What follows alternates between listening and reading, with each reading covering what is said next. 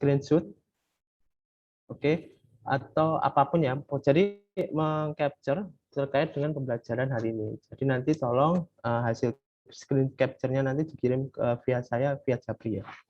Untuk setiap perkuliahan. Dan yang kedua, saya karena ini ada materi terkait dengan aktivitas, maka saya akan mencoba memberikan pertanyaan random sebenarnya. Tujuannya tentunya membantu teman-teman lah ya. Sekaligus bukan ngetes, bukan iseng, tapi memang pengen membantu teman-teman. Nanti saya akan open ketika saya ada pertanyaan tentunya monggo dijawab. Yang saya butuhkan bukan benernya, tapi adalah keberanian untuk memberikan pendapat di sini. Keberanian untuk memberikan argumentasi misalnya, atau hal-hal lain yang sebenarnya bukan benar salahnya, tapi yang saya tahu, Pak, menurut saya itu jawabannya adalah seperti ini, Pak. Meskipun salah nggak masalah gitu, tapi yang saya coba angkat di sini adalah teman-teman mau dan berani untuk mengutarakan pendapat. Jadi nggak, itu yang saya harapkan di sini. Pertanyaan random itu nanti akan saya berikan dan silahkan bagi yang berminat untuk menjawab dan itu nanti akan saya catat sebagai satu aktivitas ya, satu partisipasi, sorry kok satu aktivitas ya. Nah nanti itu tolong dibantu juga untuk direkap siapa aja hari ini misalnya setiap mata kuliah, setiap kelas, setiap waktu kita belajar itu siapa yang menjawab misalnya, siapa yang mengajukan pertanyaan misalnya. Nanti silakan dicatat, nanti saya akan kasih nilai 1 di situ. Oke. 7.49 ya, 10 menit lagi kita upacara, jadi nanti itu. Oke, ada usul lain terkait dengan apa ini, kesepakatan? Monggo kalau misalnya ada, ini secara umum aja. Jadi saya nanti misalnya ada case tertentu, saya akan pasti minta izin. Dan saya membuka diskusi. Jadi misalnya teman-teman ingin nanya sesuatu, silakan Japri, silakan kontak saya, boleh lewat grup, boleh lewat Japri, silakan. Pak, saya tanya, saya nggak ngerti terkait ini, atau Pak, saya tanya kenapa, kalau saya lihat itu di materi lain itu ternyata hasilnya seperti ini, Pak. Ini kira-kira bisa dipakai nggak misalnya waktu ujian, gitu Pak. Atau misalnya, Pak, saya ternyata nggak saklek, Pak. Saya menemu misalnya formula dalam satu waktu Excel, Excel ya, kita pakainya untuk Office sih, kita sangat Office based memang, sorry. Silakan pakai misalnya ada open source lainnya, aplikasi open source lainnya silakan dipakai. Tapi intinya kita pakai spreadsheet di situ. Kita misalnya ada formula yang saya share, tapi saya punya formula lain Pak yang sebenarnya hasilnya bisa sama. Itu bisa dipakai Pak, boleh silakan. Jadi nanti ujian silakan dipakai sesuai dengan kreativitas masing-masing. Yang tentunya menjawab pertanyaan dari soal tersebut. Oke, sekarang saya sharing nilai. Nilai saya seperti apa nih? Nilai saya itu karena saya alhamdulillah ya lulusan dari Inggris ya, sistem perkuliahan di Inggris, saya itu hanya mengenal 3 nilai sebenarnya, yaitu pass, merit, dan distinction di sini. Jadi pass itu kalau di UK itu antara nilai 50 sampai 60, merit itu 60 sampai 70 dan distinction itu 70 ke atas. Tapi tentunya enggak saya saklek seperti itu ya, karena teman-teman di sini pakai A sampai E ya nilainya. Namun saya hanya mengenal 3 nilai. Di mana pas itu adalah diasumsi ketika dilakukan konversi itu ada nilai B dan saya ya kemungkinan besar ya pasti akan nilai pakai itu. Tapi tentunya kalau tidak ada kondisi lain yang menyebabkan teman-teman misalnya karena masalah integritas dan yang lain itu ya terpaksa bisa di luar standar yang saya terapkan dalam penilaian, tentunya seperti itu ya. Nanti masalah itu monggo kita bisa sharing-sharing banyak di situ. Pak, saya itu punya target nilainya misalnya dapat A Pak untuk mata kuliah ini. Kira-kira nanti saya ketika membandingkan nilai aktivitas berarti saya UTS UAS itu harus dapat nilai berapa Pak di sini? Oh ya, nanti akan saya coba share. Monggo silahkan ditanyakan. Saya sangat open. Dan untuk ujian sendiri saya itu lebih pengennya itu adalah menilai effortnya, bukan jawaban benar salahnya tapi effortnya di sini. Kenapa saya kasih nilai 30 misalnya untuk semester lalu ada beberapa orang karena memang nggak dikerjakan. Ketika dikerjakan tentunya akan berbeda penilaiannya. Ketika tidak dikerjakan atau kosong, nil, bukan copy paste ya. Kalau cuma ngopi soal itu saya anggap tidak mengerjakan juga. Jadi daripada membuang waktu seperti itu, mending dikerjakan saja sebisa mungkin. Jadi saya nggak melihat copy paste soal atau cuma ya mengisi-ngisi tanpa ada formula, misalnya dibutuhkan formula, saya anggap tidak mengerjakan bagian soal itu ya maksud saya. Dan saya kasih 0 di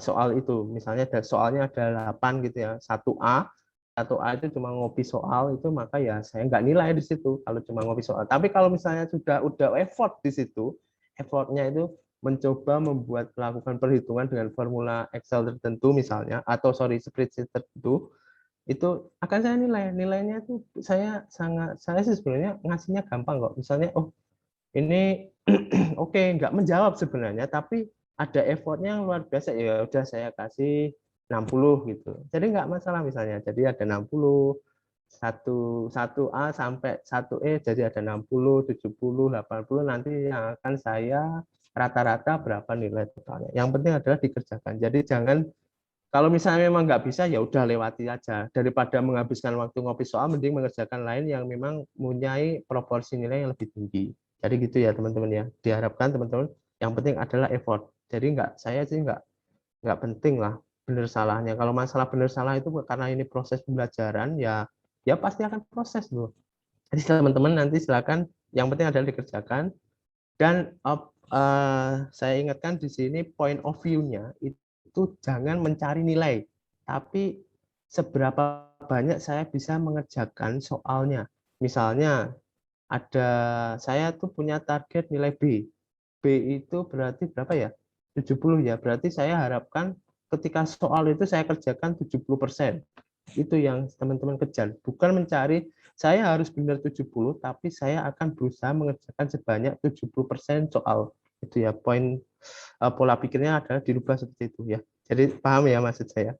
Jadi ketika nanti teman-teman sudah melakukan 70%, maka ya saya akan menilai sebanyak 70% di situ.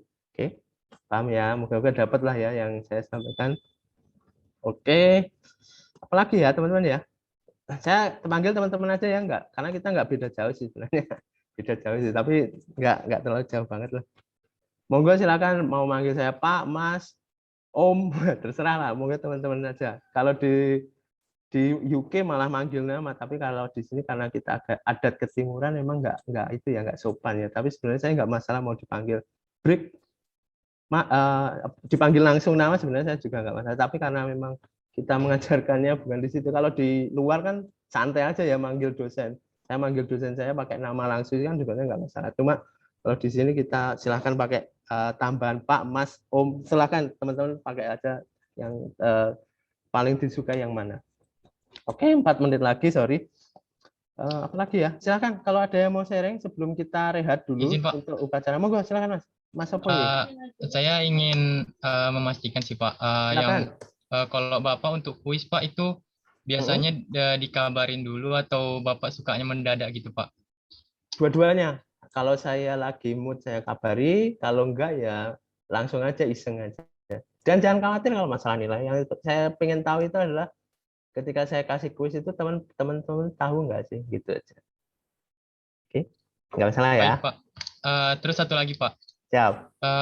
kan ada beberapa teman kita kayak saya juga Pak, itu kalau misalnya di daerah kami itu Pak, kalau mati lampu itu kadang sinyalnya hilang gitu Pak. Jadi mungkin kalau misalnya join kelas gitu kan Pak, mungkin ada keterlambatan, apakah itu termasuk yang keterlambatan 15 menit itu juga atau enggak ya Pak?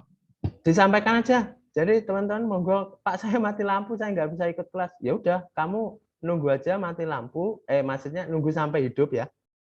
Nanti kalau udah hidup join. Nanti nggak apa-apa, nanti saya anggap sebagai masuk kok. Kalau saya sih sebenarnya nggak terlalu gitu ya. Yang penting kalau begitu teman-teman kan nanti harapannya bisa melihat recordingnya ya, rekamannya dan bisa mengulangi. Tapi setidaknya ada kehadiran di situ.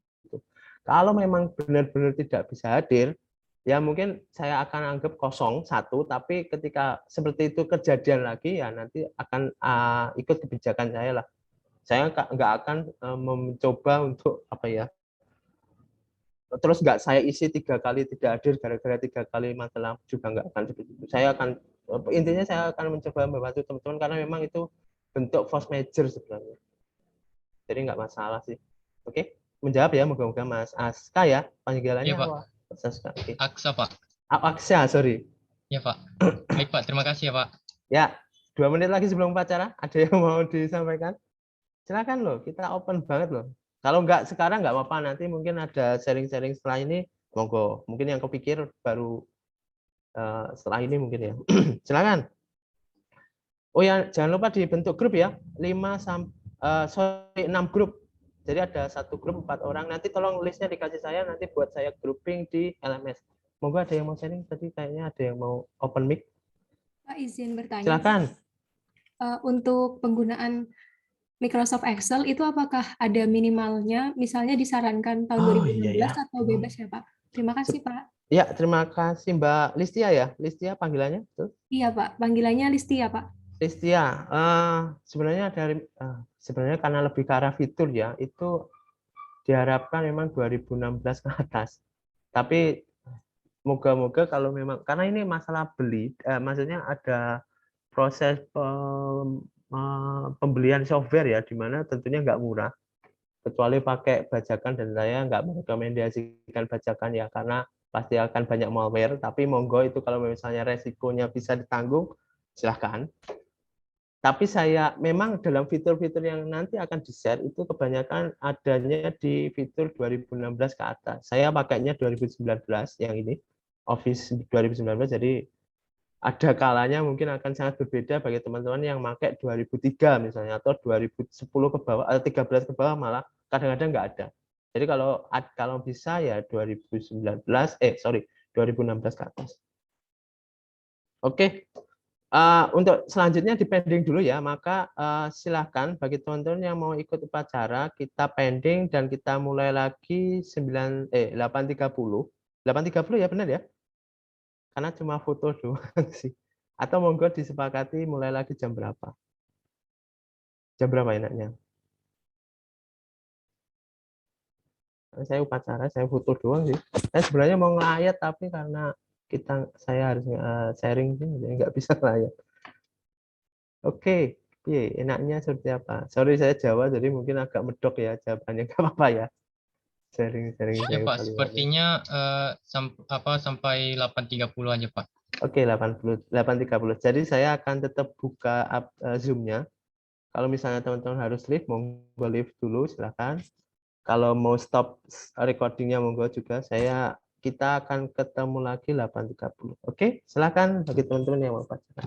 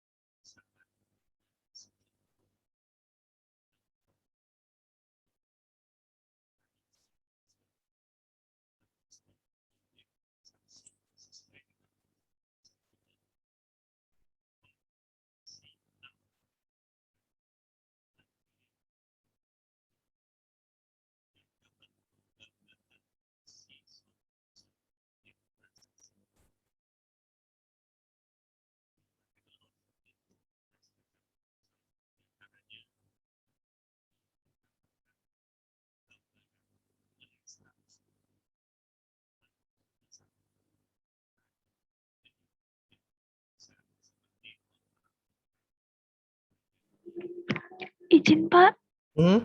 suaranya terlalu kecil, nggak kecil ya? kedengeran. Iya. Yang kedua, contohnya misalnya tujuan audit di bidang legal memeriksa Sudah kedengar. badan usaha. Nanti saya jelaskan kembali, nggak apa-apa. Kelemahan atau cukup aman sesuai dengan peraturan perundangan yang berlaku. Yang ketiga, memeriksa tingkat ketaatan suatu badan hukum atau badan usaha terhadap suatu peraturan atau perjanjian tertentu. Contoh yang keempat, memberikan pandangan hukum atau kepastian hukum dalam suatu kebijakan yang dilakukan oleh perusahaan. Jadi memberikan pandangan hukum apakah kebijakan yang dilakukan perusahaan itu misalnya akan mem-PHK itu aman dari risiko tuntutan hukum.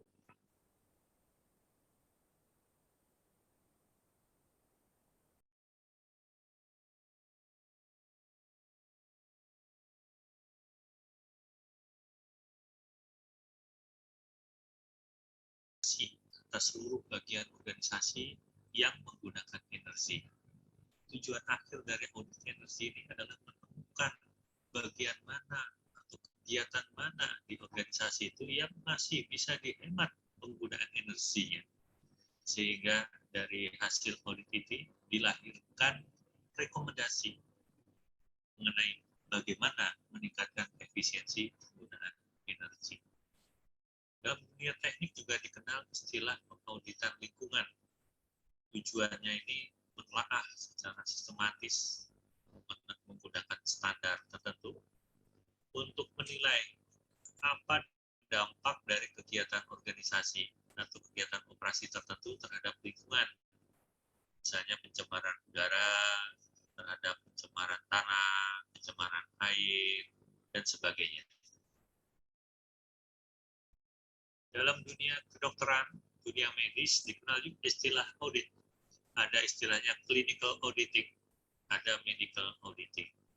Kalau clinical auditing itu arahnya untuk mengetahui tingkat kualitas layanan kesehatan suatu lembaga kesehatan terhadap program-program peningkatan kualitas kesehatan atau layanan kesehatan.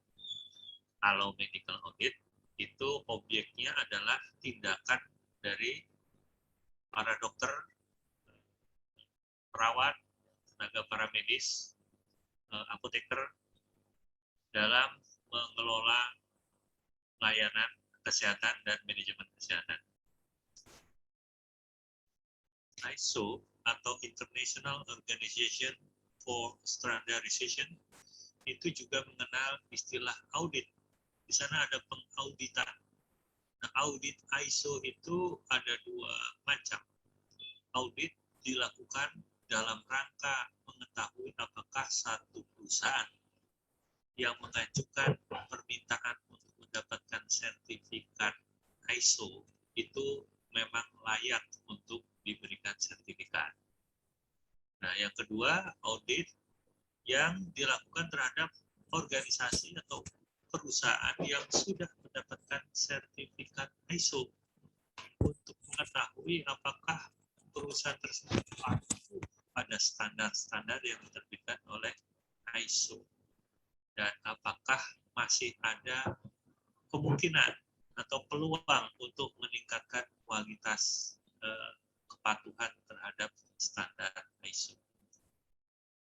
Dalam dunia IT, Information Technology, juga dikenal istilah audit juga.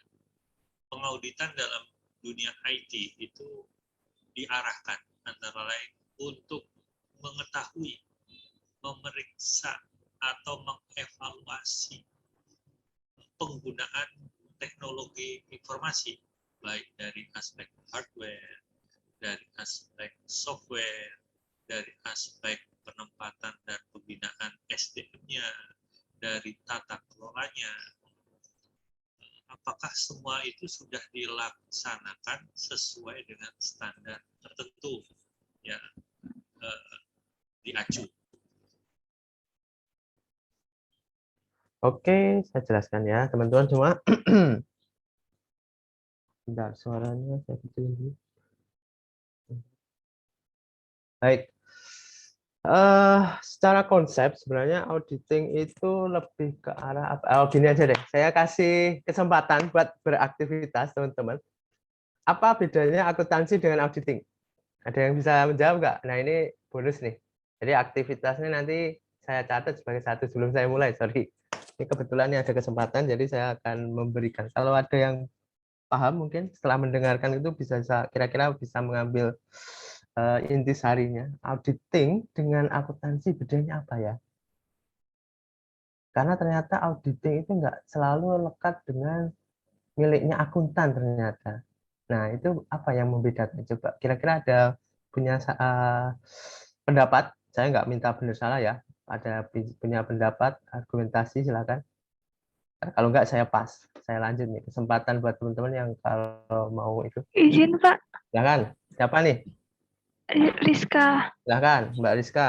Maaf ya Pak, apabila salah. Nggak apa-apa kalau salah. Mungkin kalau akuntansi itu kayak pengikhtisaran, jadi mulai dari menjurnal ke buku besar sampai membuat laporan keuangan. Tapi kalau auditing itu lebih luas, ada banyak dunia teknik, dunia akuntan atau lainnya. Tapi kalau misalnya di dunia akuntan mungkin bisa dilihat dari akuntansinya itu apakah sesuai standar atau enggak. Mungkin kalau Indonesia apakah sesuai standar PSAK atau enggak gitu, Pak. Oke. Ada lagi yang mau berpendapat? Silakan. Makasih ya Mbak Rizka. Tolong dicatat ya, Permisi, Pak. satu. Silakan. Siapa ini? Akta dia, Pak. Sorry, Akta dia panggilannya? Akta aja, Pak. Akta. Mas Akta, silakan Mas Akta. Jadi kayak mungkin gini, Pak. Kalau akuntansi itu mungkin tuh modelnya itu kayak pencatatan, terus pembuatan laporan keuangan gitu. Tapi kalau audit itu apa ya? Kayak koreksi itu, menilai apakah laporan keuangan apa pencatatannya ini udah betul apa salah, sesuai dengan standar apa belum.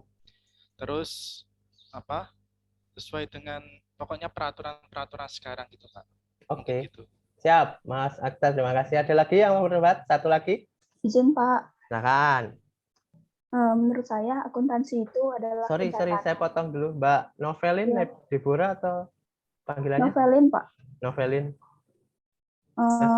Menurut saya akuntansi itu penjurnalan, pencatatan, terus membuat laporan keuangan gitu, Pak. Terus kalau audit itu cakupannya lebih luas, nggak cuma untuk memeriksa atau menelaah akuntansi doang. Itu tadi kan ada di video, di penjelasannya ada untuk dalam perspektif hukum, ada dalam medis gitu, Pak. Jadi audit itu kayak lebih memeriksa segala sesuatunya gitu, Pak. Oke. Udah cukup? Oke, terima kasih teman-teman dari Mas Akta, Mbak Rizka, Mbak Novelin. Secara umum yang disampaikan terkait akuntansi bisa, benar. Jadi akuntansi itu lebih ke arah pencatatan, ikhtisar, apalagi ya, pengumpulan data, kemudian pelaporan tentunya kepada stakeholder dan seterusnya, itu standar. Tapi auditing yang saya ingin catat, saya ingin sampaikan di sini, lebih saya angkat materinya adalah auditing itu sebenarnya lebih ke arah memberikan assurance sebenarnya, yaitu keyakinan di sini. Keyakinan atas suatu hal apa nih? Misalnya, apakah suatu laporan keuangan itu telah disajikan sesuai dengan standar yang berlaku, misalnya. Kalau misalnya di dunia hukum, apakah misalnya aspek hukum ini telah disesuaikan dengan peraturan yang berlaku, misalnya. Keyakinan di situ, meyakini bahwa oh, misal laporan dari terkait aspek hukumnya itu telah sesuai dengan peraturan yang berlaku loh. Kalau untuk akuntansi laporan keuangan itu telah disajikan sesuai dengan standar yang berlaku. Dunia teknik misalnya apakah telah sesuai dengan standarnya masing-masing. Dunia medis itu memastikan apakah misalnya setelah sesuai dengan standarnya medical tertentu nih, medical examination-nya seperti apa, apakah meyakini apakah yang dilakukan itu tidak ada malpraktek misalnya dan seterusnya. Jadi auditing kalau menurut saya itu lebih ke arah pemberian assurance sebenarnya, pemberian keyakinan ya, assurance itu kalau nggak salah keyakinan di situ. Terima kasih ya atas teman-teman tadi yang berpendapat. Monggo dicatat. Oke. Secara umum adalah seperti itu. Kok nggak bisa diklik ya? Bentar. Oke. Nah, seperti yang dijelaskan tadi oleh Pak Marma melalui voice-nya, kalau legal audit itu lebih ke arah pemeriksaan dari segi hukumnya. Jadi, apakah telah sesuai dengan misalnya statusnya benar, kemudian legalitasnya telah dilakukan sesuai. Contohnya misalnya terkait dengan pembuatan kontrak pegawai, misalnya pegawai lepas ya, pegawai honorer atau apa gitu. Kita bicara terkait dengan entitas sektor private ya. Di sini memastikan apakah kontrak ini telah dilakukan sesuai. Jadi ketika misalnya kita ada melakukan pemutusan kontrak, pemutusan hubungan kerja dengan suatu pihak, itu nanti ada tuntutan hukum yang berlaku enggak, misalnya apakah saya harus memberikan pesangon misalnya atau uang PHK, atau nanti bisa enggak sih pegawainya nanti nuntut balik misalnya. Nah, proses audit di sini itu memastikan bahwa memang telah sesuai dengan ketentuan yang telah diatur dalam suatu perusahaan tertentu misalnya. Jadi nanti kalau ada legalitas, misalnya ada tuntutan hukum, itu ya seperti apa yang harus dilakukan dan seterusnya. Pandangannya, kepastiannya seperti apa, nanti harus dilakukan audit di situ. Oke. Sedangkan kalau dunia teknik itu, kalau tadi contohnya apa ya, energi ya. Energi itu ya tentunya lebih ke arah keyakinan apakah telah energi yang digunakan dalam suatu proses bisnis tertentu itu telah digunakan tepat gitu, tepat guna misalnya. Kalau dalam hal ini ada perhitungan pemborosan, sehingga nanti akan diberikan rekomendasi lah. Rekomendasi itu biasanya terkait dengan audit internal biasanya. Sedangkan kalau untuk audit eksternal, yang kalau kita bicara konsep audit itu adalah memberikan opini, sedangkan internal itu memberikan rekomendasi. Itu konsep yang saya terima, dan mungkin kalau ada koreksi monggo disampaikan ya. Jadi pembagian antara eksternal dan internal umumnya ada seperti itu. Sedangkan kalau misalnya audit lingkungan itu tentunya untuk melihat dampak kegiatan tertentu seperti itu. Oke. Nah, ini tadi yang terkait dengan dunia medis adalah tentunya, jadi gini, auditor itu nggak selalu memiliki kemampuan akuntansi. Jadi teman-teman misalnya dari Kementerian Kesehatan itu nggak ada sebenarnya, biasanya ya, nggak selalu ya, itu nggak selalu memiliki basic akuntansi sebenarnya. Tapi mereka juga bisa disebut auditor karena mereka memiliki kemampuan terkait dengan dunia medis. Jadi nggak mungkin misalnya saya auditor umum ya, saya kan basicnya akuntansi, terus ketika diminta untuk melakukan audit terkait dengan kesehatan, tentunya saya nggak akan bisa memberikan rekomendasi yang sesuai, karena saya memang tidak menguasai basic ilmunya di situ. Nah, disitulah dibutuhkan auditor dari sisi dunia medikal, untuk melihat bahwa misalnya, kalau kita melakukan penanganan terhadap orang yang asumsinya kecelakaan, itu standarnya seperti apa sih? Apa yang harus dilakukan pertama kali? Berapa cc obat tertentu yang harus disuntikan ke orang tersebut misalnya? Kalau melebihi itu apa efeknya, apa dampaknya, dan seterusnya. Nah, itulah kepentingan untuk memiliki kompetensi di masing-masing dunia medis, dunia tertentu di hal yang dilakukan audit. Contohnya seperti itu. Dan ada beberapa hal juga yang kalau kita membutuhkan akuntansi juga di sini adalah terkait dengan biasanya terkait dengan hubungan ekonomi. Misalnya kalau kita penggunaan obat itu berapa banyak, kemudian berapa cost-nya, biayanya, kemudian kalau misalnya kita dalam seksi terkait dengan rumah sakit yang mencari keuntungan, rumah sakit private ya, non pemerintah gitu kan, kita cari untung juga, maka berapa keuntungan dan seterusnya seperti itu. Nah, kalau ISO itu untuk memastikan pemberian sertifikasi ISO. Tahu kan ISO ya? ISO contohnya apa ya? ISO terkait dengan pelayanan pengaduan misalnya. Ya, tentunya memastikan bahwa misalnya dalam suatu institusi itu memiliki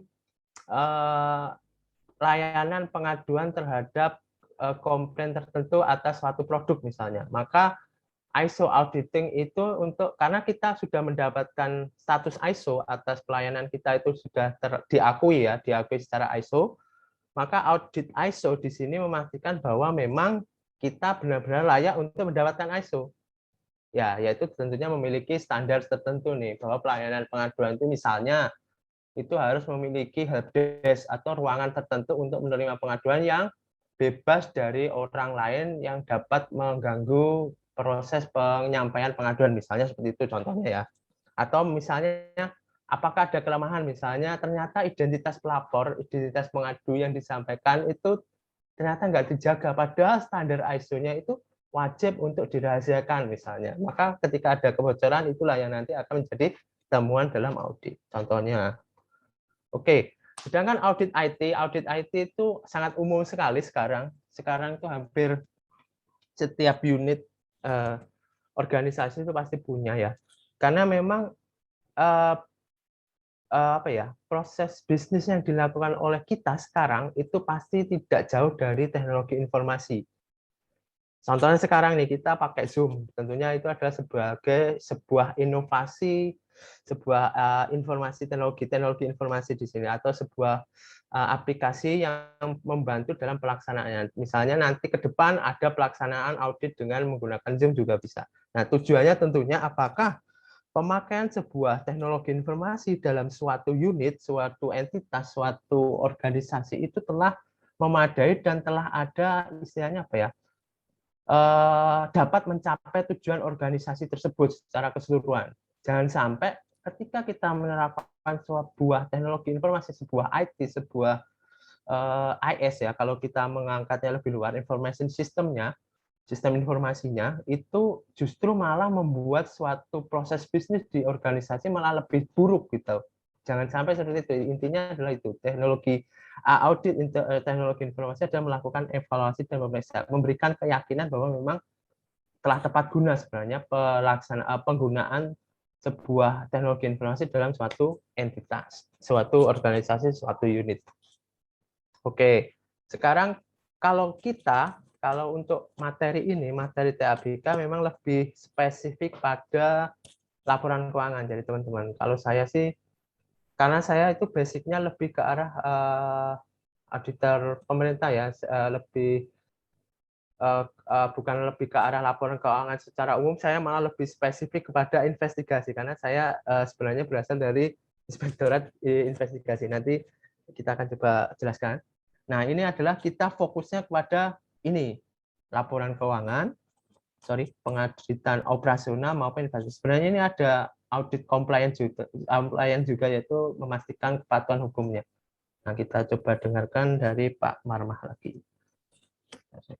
Ya. Nanti saya jelaskan dikit-dikit. Dalam dunia akuntansi juga ada istilah audit atau pengauditan. Nah, jenis-jenis audit dalam dunia akuntansi atau dalam profesi akuntan itu ada beberapa buah. Yang pertama yang disebut pengauditan laporan keuangan. Nah, pengauditan laporan keuangan ini harus dilakukan oleh akuntan publik.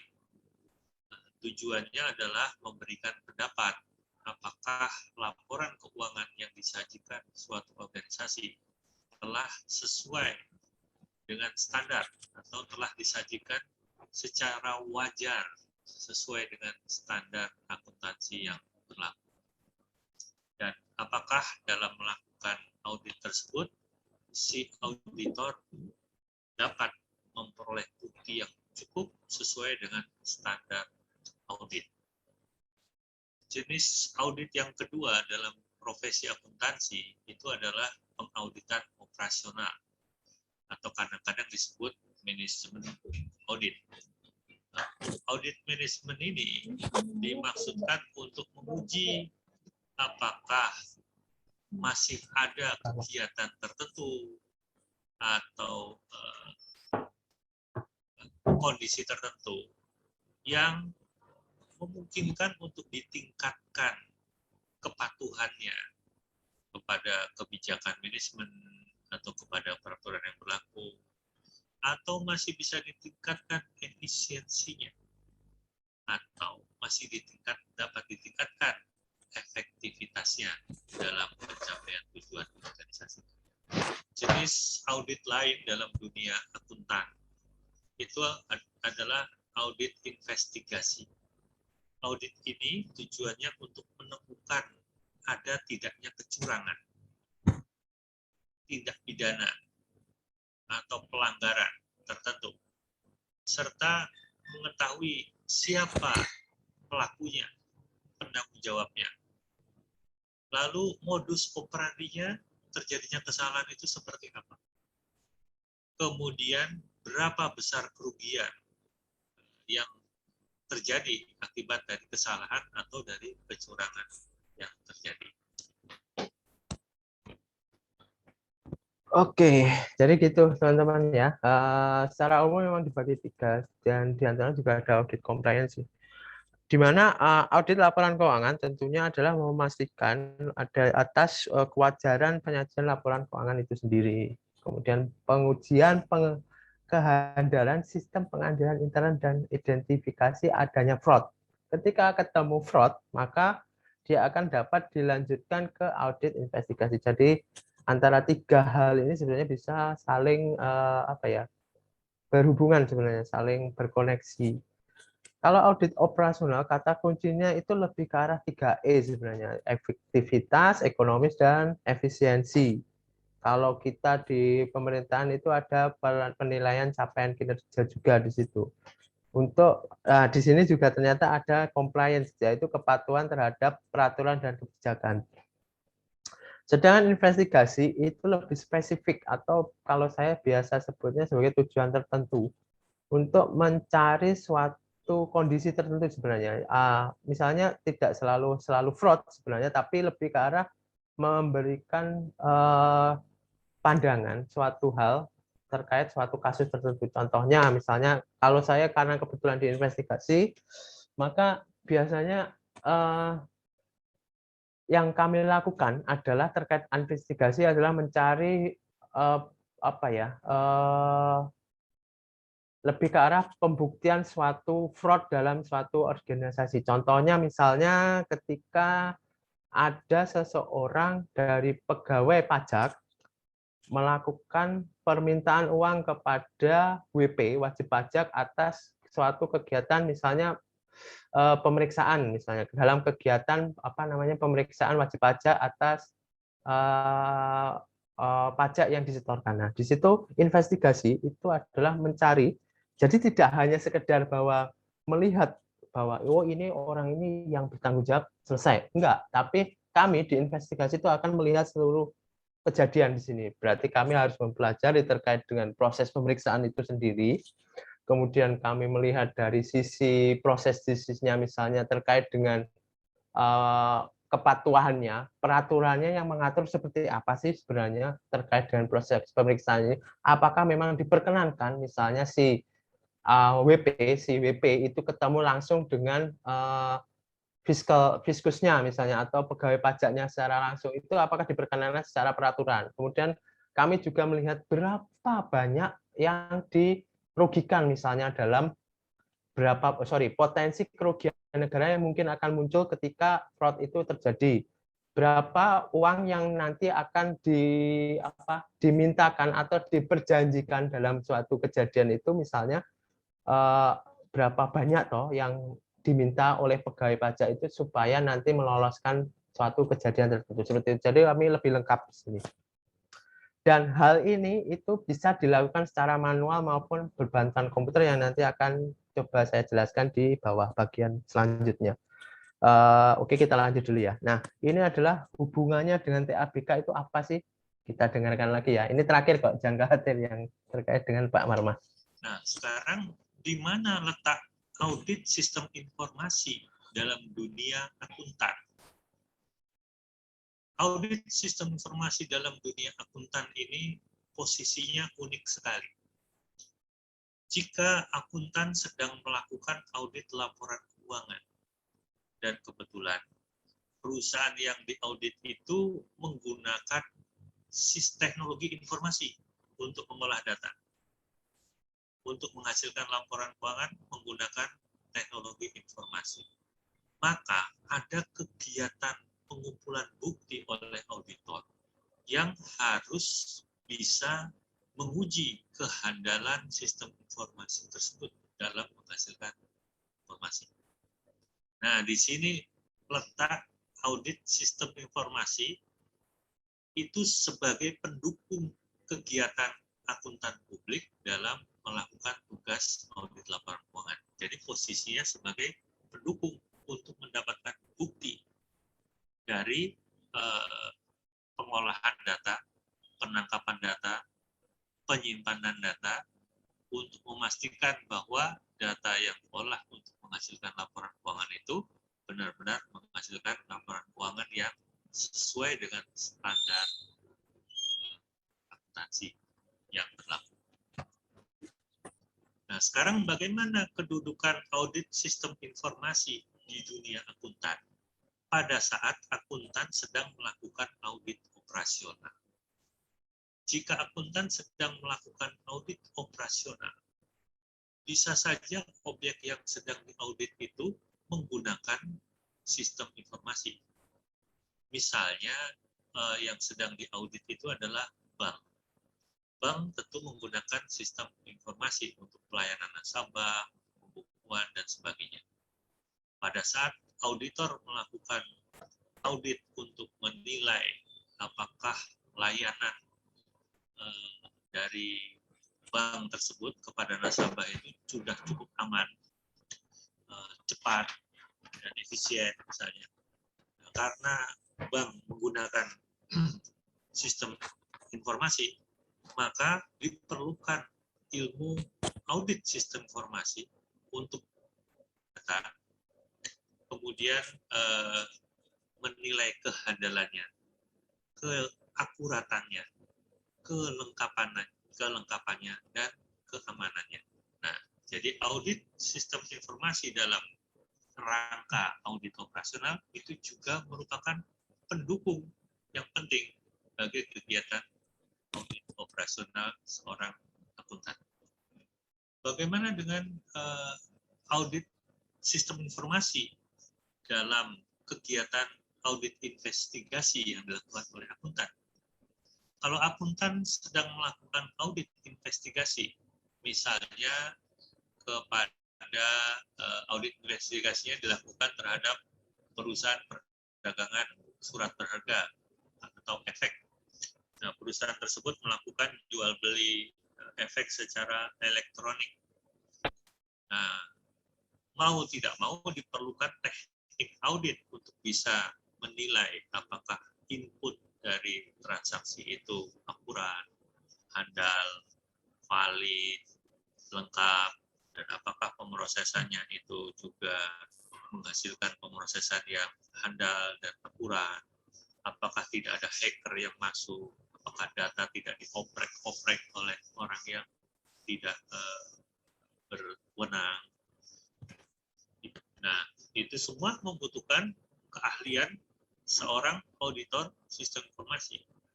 Jadi, audit sistem informasi dalam dunia akuntan, itu kalau untuk audit laporan keuangan dia menjadi alat atau pendukung untuk mendapatkan bukti. Kalau di audit operasional itu juga merupakan alat untuk atau pendukung untuk mendapatkan fakta-fakta mengenai hal yang masih bisa ditingkatkan kepatuhannya, efisiensi, efektivitasnya. Dalam audit investigasi juga begitu, bisa sebagai alat yang dominan untuk menghasilkan bukti, nah bisa juga dia hanya sebagai alat pendukung untuk menghasilkan bukti. Jadi teknik audit sistem informasi itu bisa dipakai di audit jenis apapun dalam profesi akuntan, sepanjang objek yang diaudit itu menggunakan teknologi informasi. Lalu di mana letaknya TABK, teknik audit berbantuan komputer?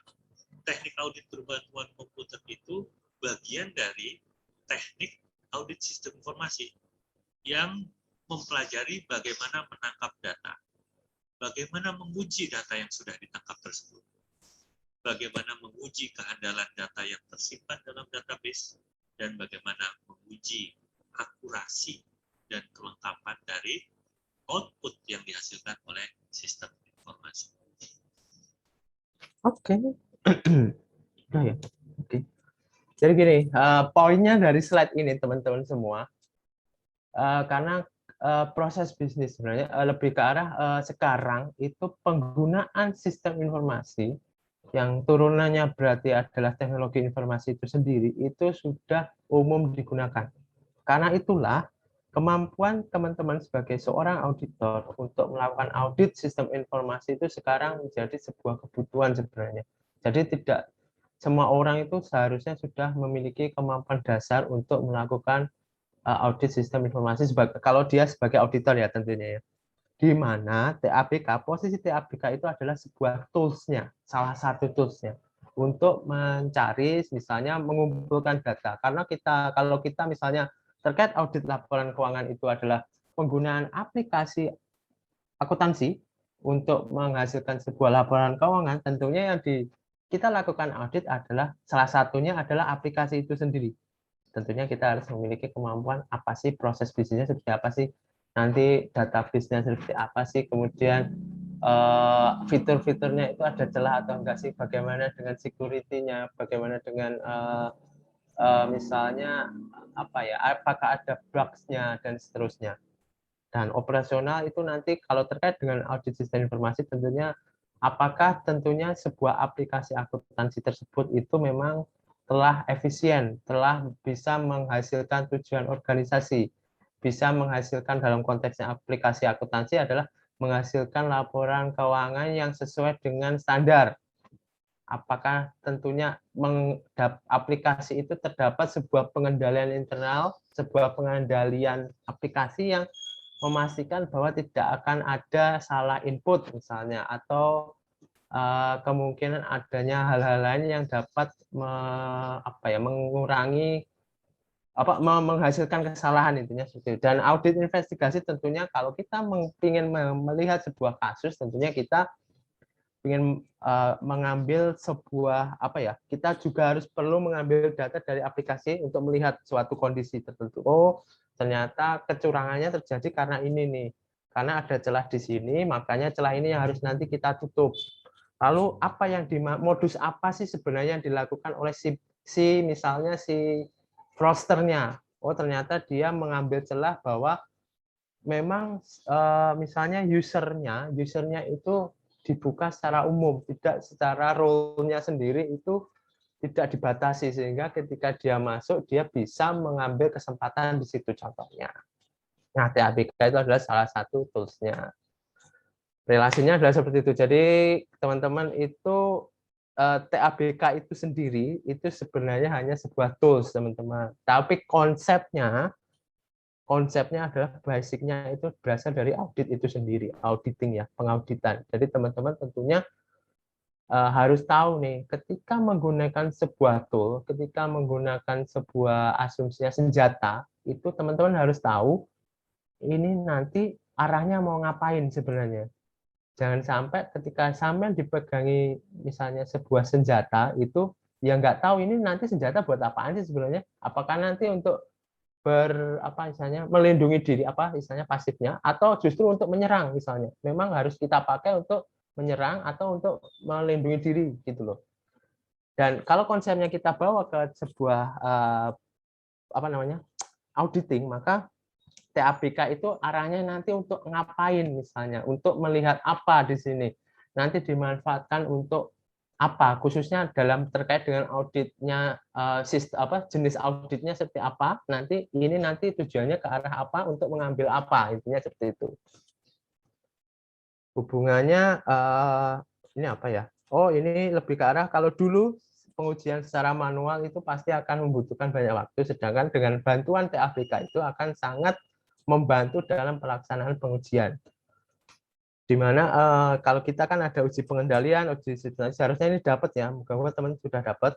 Jadi memastikan pengendalian di sini kalau kita bawa dalam sebuah sistem informasi adalah memastikan bahwa aplikasi akuntansi itu tentunya memiliki fitur pengendalian di sini yang dapat mencegah dan mendeteksi kesalahan. Sedangkan substansinya tentunya memastikan assurance-nya, memberikan keyakinan bahwa laporan keuangan tentunya tidak mengandung kesalahan. Oke, sebelum kita lanjut, kira-kira ada yang mau ditanyakan? 9.08 ya, masih ada 50 menit. Kalau mau ada yang ditanyakan terkait dengan auditing secara umum, sebelum kita lanjut ke pengendalian substansi. Uji pengendalian. Kalau ini lebih spesifik ke sistem informasi sebenarnya. Oke, mungkin ada yang mau ditanyakan dulu. Siapa penanya dapat aktivitas kok. Nanti Izin, kalau Pak. silakan, kalau bisa saya jawab, monggo. Izin bertanya, Pak. Kan tadi Bapak bilang kalau dalam praktik auditing sendiri itu mungkin ada masalah-masalah yang terjadi. Mungkin nggak sih Pak, kayak praktik auditingnya itu bisa gagal atau terjadi hambatan-hambatan tertentu gitu. Terus apa sih yang membuat, apa ya, maksudnya kayak yang dominan membuat auditing itu jadi gagal atau adanya hambatan-hambatan itu, Pak? Terima kasih, Pak. Oke, saya langsung jawab ya. Mungkin Mas Ferdi ya panggilannya, saya moga-moga benar. Mas Ferdi, jadi apakah audit itu bisa gagal? Sangat bisa. Kalau dia tidak memberikan, kita sebagai seorang auditor tidak mempersiapkan planningnya, dalam pembuatan planningnya itu sudah salah. Contohnya gini nih, misalnya kita membuat planningnya itu memang kurang tepat, sehingga apa yang menjadi tujuan dari pelaksanaan audit itu jadi tidak tercapai. Kita melihat kalau dari sisi misalnya saya ambil contohnya di audit kinerja deh. Audit kinerja itu tentunya kita melihat sebuah resiko, tentunya resiko tertentu itu mana hal yang paling berisiko dalam pelaksanaan proses bisnis suatu organisasi. Misalnya kalau misalnya dalam peta resiko tersebut, audit dalam peta resiko itu memang dipastikan bahwa inilah resiko yang paling tinggi dalam suatu organisasi, maka kita akan melakukan uji substansi di situ, uji untuk memastikan bahwa terdapat pengendalian resiko yang memadai yang dilakukan oleh manajemen. Ternyata kita salah menentukan resiko di situ, maka hasilnya tentunya tidak akan sesuai dengan yang kita harapkan. Karena ternyata misalnya resiko yang kita ambil itu sebenarnya nggak terlalu signifikan, itu sudah masuk dalam apetit, istilahnya dapat diterima sebenarnya dalam suatu organisasi. Resiko itu pasti akan muncul, Pak, dan itu sudah kami kami jadikan ini sudah masuk ke kami kami maklumi, istilahnya seperti itu. Nah, kita mengambil resiko itu sebagai salah satu objek audit kita, maka tentunya tujuan sebenarnya, walaupun sebenarnya ada resiko lain yang lebih seharusnya yang kita bisa lakukan uji di situ. Nah, itulah salah satu yang mendasari kegagalan sebenarnya. Namun biasanya kalau dalam proses bisnis di pemerintahan ya teman-teman semua, memang yang paling sering lama dilakukan tentunya ada survei pendahuluan, di mana kita memastikan bahwa memang kita mempelajari dulu nih proses bisnisnya seperti apa, kemudian resiko yang muncul seperti apa, pengendalian internal yang dilakukan manajemen seperti apa, kemudian kalau ada resiko yang misalnya out of konteksnya itu nanti tindak lanjutnya seperti apa, nanti kalau ada misalnya suatu kejadian tertentu itu nanti yang dilakukan manajemen seperti apa. Nah, itu yang akan auditor yang harus pertama kali dilakukan adalah seperti itu. Namun sekarang proses bisnisnya akan sedikit bergeser nih. Ini sebenarnya agak di luar konteks, tapi kita untuk di Inspektorat Jenderal ke depan dan mungkin akan diikuti oleh kementerian lain itu akan mencoba menerapkan sebuah namanya agile audit sebenarnya. Jadi kita nggak melihat sebuah proses bisnis secara luas, umum, langsung kita ambil misalnya terkait dengan penerimaan perpajakan, itu kan sebuah audit universe kan, di mana di situ nanti ada proses pelayanannya, ada proses pemeriksaannya, proses dan lain-lain sebagainya. Nah, kita di Agile itu akan mengambil lebih spesifik, di mana kita akan contohnya mengambil lebih ke arah pelayanannya saja. Namun kita langsung audit di situ, kita lakukan pendalaman proses bisnisnya, kita lakukan auditnya, kita lakukan uji pengendalian, dan kita lakukan pelaporan. Jadi nanti ke arahnya seperti itu yang dilakukan, yang lebih kata kuncinya di sini adalah agile, di mana dilakukan secara cepat. Jadi umumnya kan kalau audit kan bisa dilakukan minimal, kalau kami itu 20 hari misalnya ya. Nah, itu bisa hanya 2 minggu atas suatu proses bisnis kecil tersebut. Kira-kira menjawab nggak ya Mas Ferdi? Sorry, saya agak kemana-mana jadinya. Kalau nggak menjawab, monggo disampaikan aja. Nanti biar saya. Terima kasih, Pak. Monggo, kalau ada yang lain? Izin, Pak. Silakan. Siapa ya? Bertanya, Pak. Saya Listia, Pak. Silakan, Mbak Listia. Terkait audit tadi, Pak, itu kan ada audit laporan keuangan, lalu audit operasional, dan audit investigasi. Yang ingin saya tanyakan, Pak, apakah ketiga audit tersebut harus berurutan, Pak? Misalkan kan tadi audit laporan keuangan, kemudian ditemukan fraud, baru dilakukan audit investigasi. Apakah audit investigasi ini tidak dilakukan apabila tidak ada fraud, atau audit investigasi ini bisa tiba-tiba dilakukan, Pak, agar bisa lebih menemukan terjadi fraud atau tidak, Pak? Terima kasih, Pak. Oke, makasih Mbak Listia. Jadi secara konsep sebenarnya bisa berdiri sendiri sih. Kalau saya bilangnya secara ini ya, dari segi praktisinya ya, prakteknya ya. Jadi karena gini, audit investigasi yang kami lakukan itu tidak selalu berasal dari hasil audit laporan keuangan. Justru malah kami berdiri sendiri karena audit investigasi yang kami lakukan itu 48% itu berasal, saya nggak lebih, ini kira-kira ya, 48, pokoknya sekitar 50% itu justru berasal dari pengaduan. Dari pengaduan itulah kami turun. Jadi kami tidak mendasarkan audit investigasi itu dari audit laporan keuangan. Kalau dari sebentar, apa ya namanya? Teman-teman pernah dengar ACFE enggak? ACFE itu sebuah lembaga anti rasuah, bukan anti rasuah, itu KPK ya. Anti fraud, yang sebuah organisasi yang kita membahas terkait metode bagaimana sih penanganan fraud yang ideal, seperti itu ya. ACFE itu sendiri membuat sebuah kayak survei. Itu dari hasil survei tadi yang saya sampaikan, 48% itu yang ditemukan fraud-nya itu malah berasal dari tip.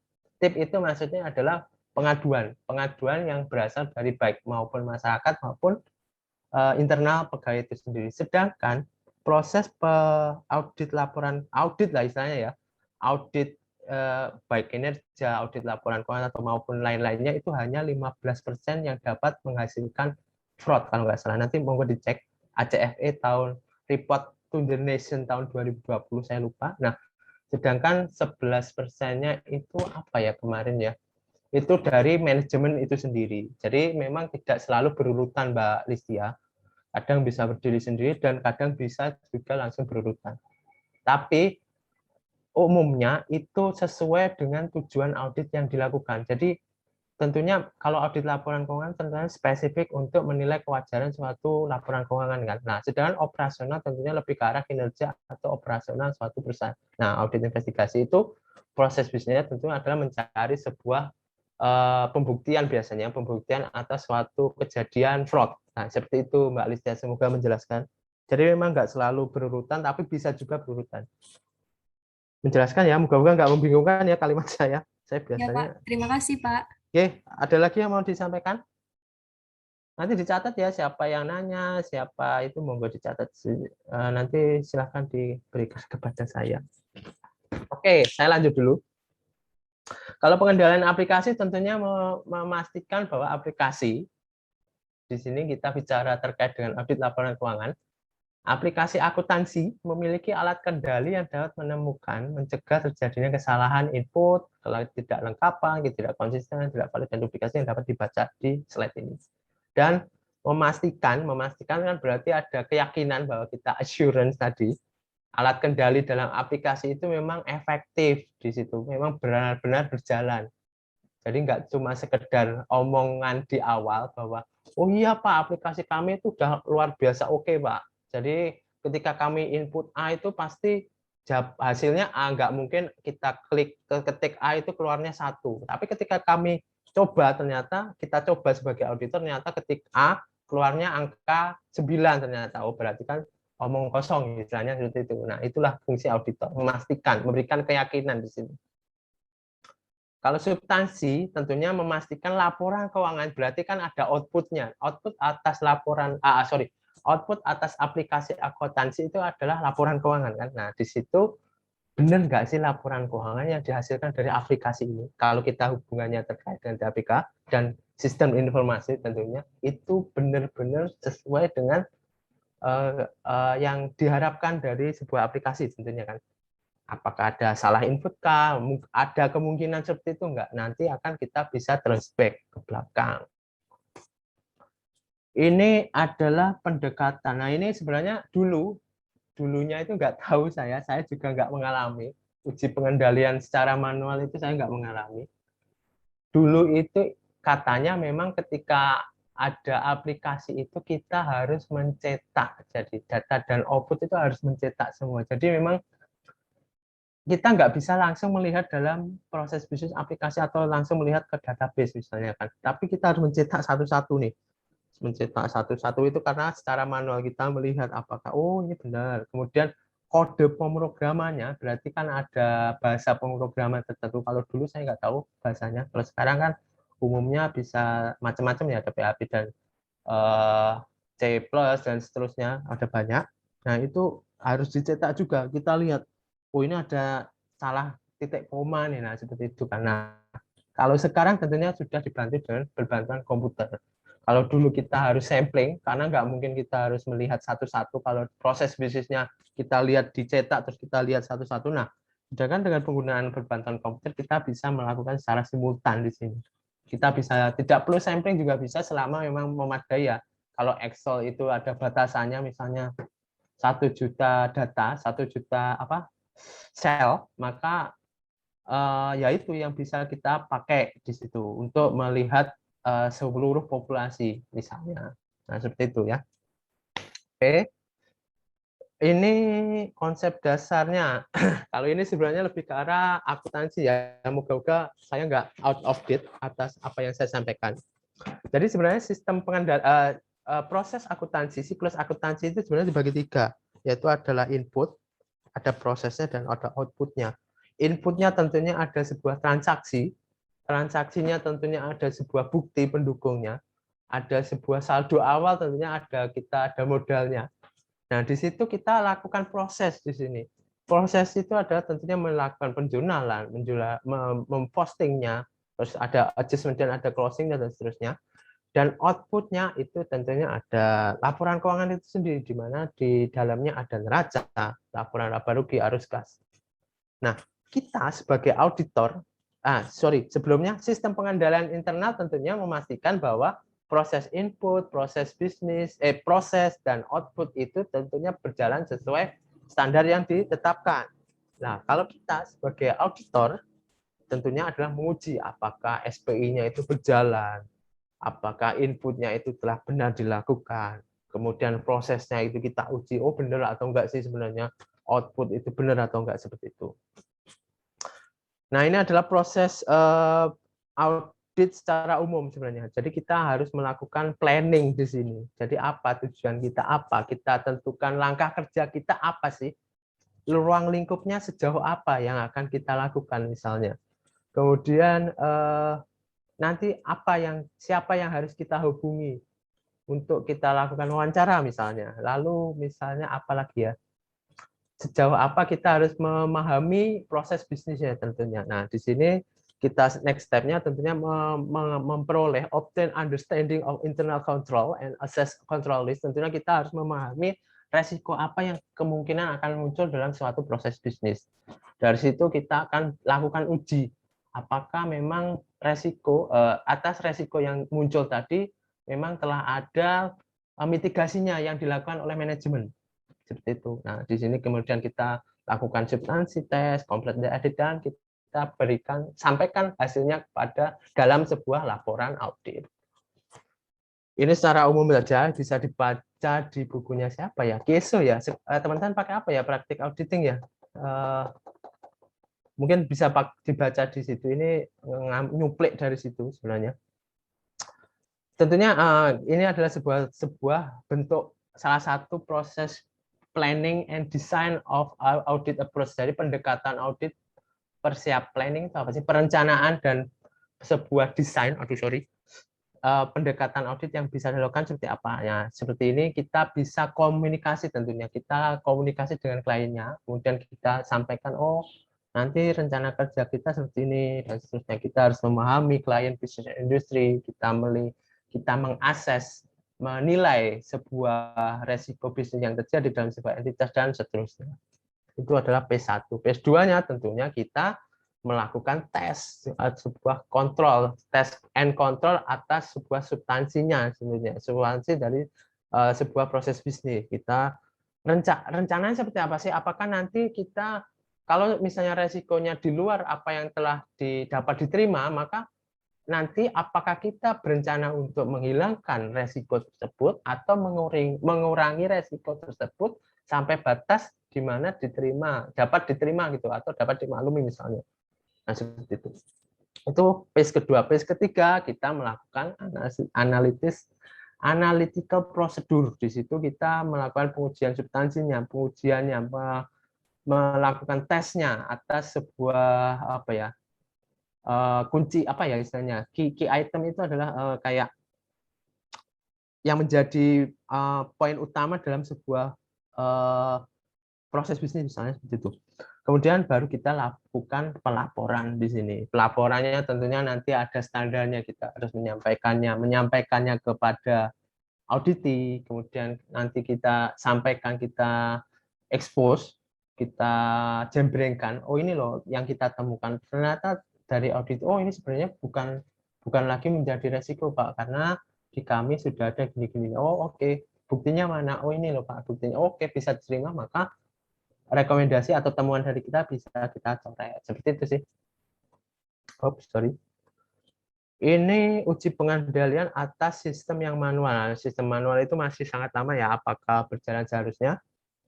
Menilai kualitas dari SOP-nya sendiri. Jadi uji pengendaliannya, maaf, itu kita menilai kualitasnya untuk memastikan bahwa memang SOP-nya telah dapat memitigasi atas resiko yang muncul, intinya seperti itu.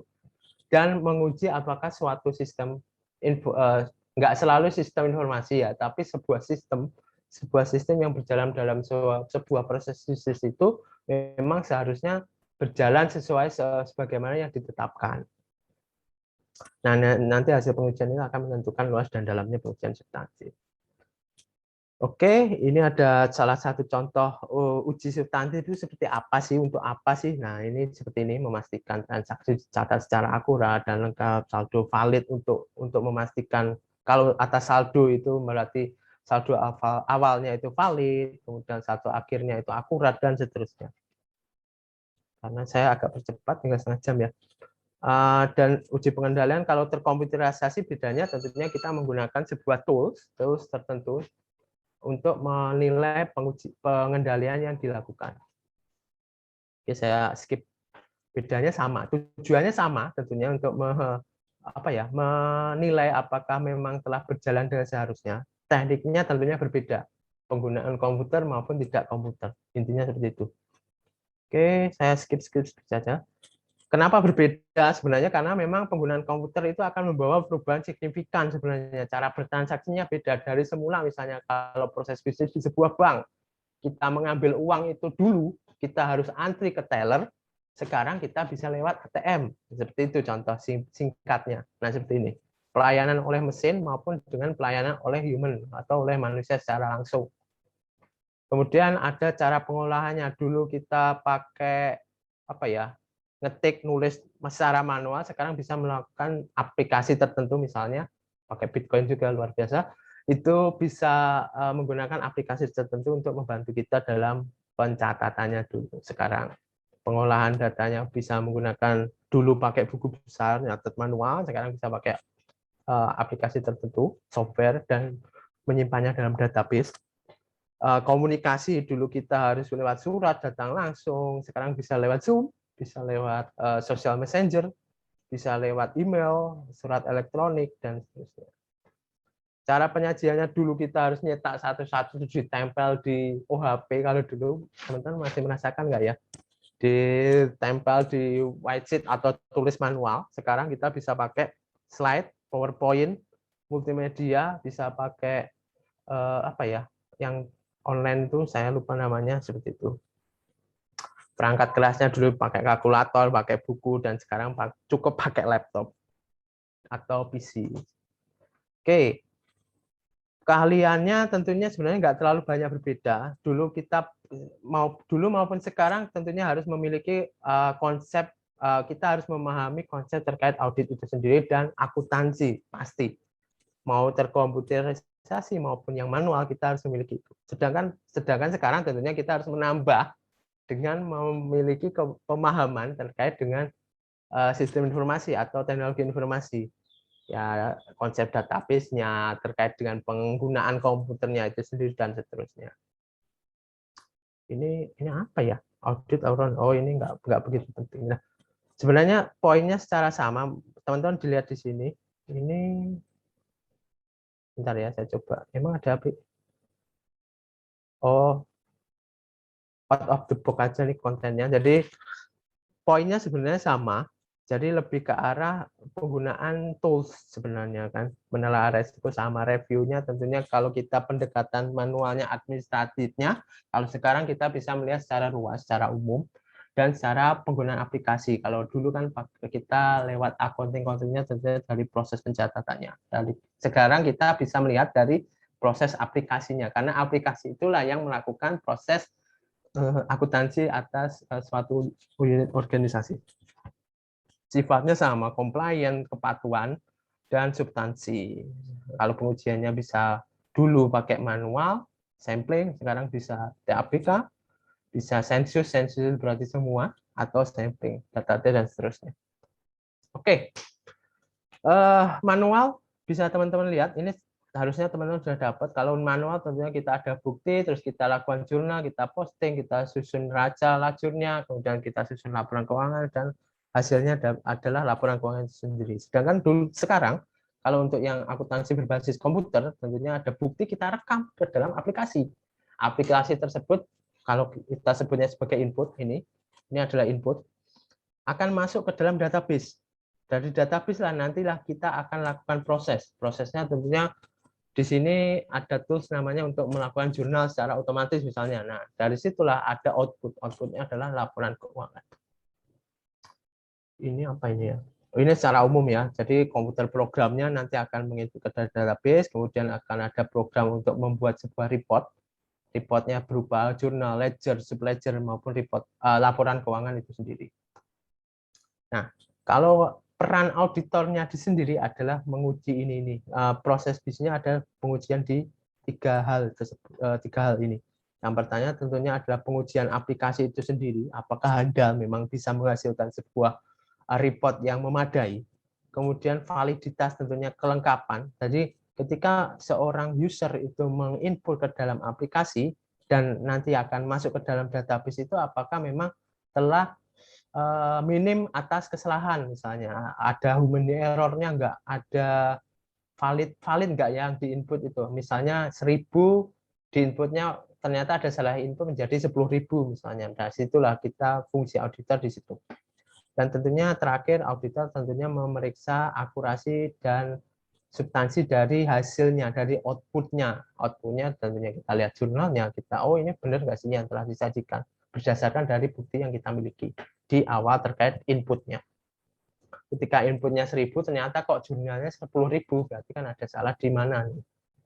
Kita cari di situ.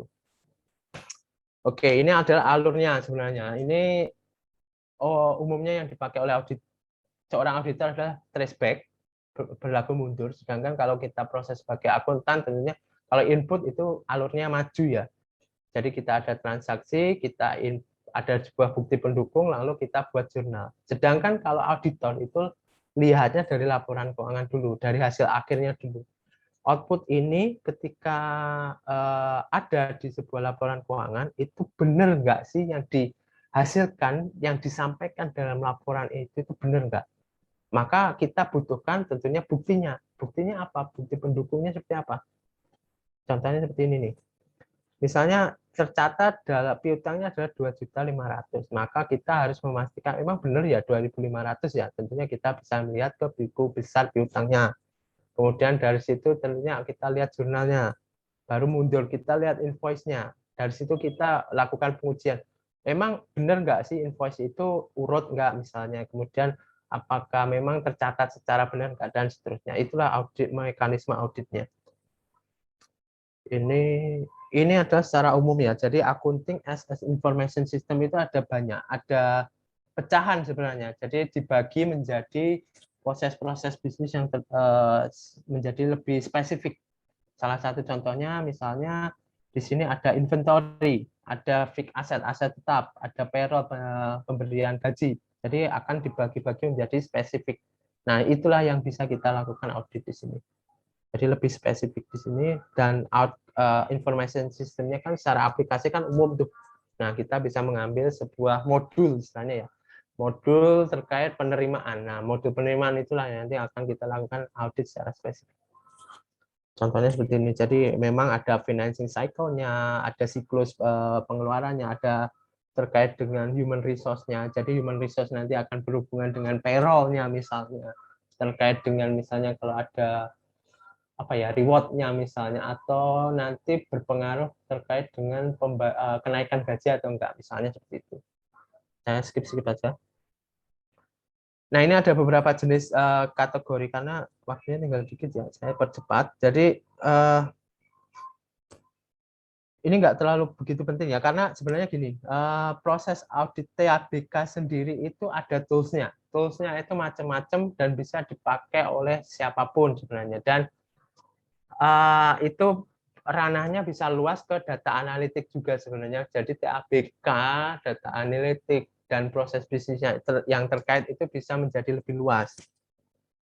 Tentunya di sini ada tujuannya, ada apa ya, ada urutan apa ya, urutan umumnya sebenarnya seperti ini. Kita ada planningnya tentunya. Planningnya tentunya kalau kita menggunakan sebuah aplikasi apa ya namanya ya, saya ambil contoh ya. EWIP. Mungkin teman-teman nanti kalau sempat masuk ke audit Ijan itu ada EWIP, ada Teammate. Nah, di situ ada program generator. Jadi di situ, dalam aplikasi Teammate itu yang kami gunakan di Inspektorat Jenderal itu nanti akan membuat sebuah audit prosedur sebenarnya untuk menetapkan nanti apa yang harus kita lakukan. Nah, di situ aplikasi itu akan membantu kita membuat sebuah planning sebenarnya. Jadi nanti working paper-nya seperti apa nanti sudah ada di aplikasi tersebut. Nah, untuk sistem analisis dan documentation itu nanti akan menggunakan aplikasi lain. Misalnya saya menggunakan bantuan spreadsheet yang yang umum dipakai adalah Excel, Microsoft Excel, Office Excel ya. Nah, itulah yang nanti akan kami gunakan untuk menguji sistem analisisnya.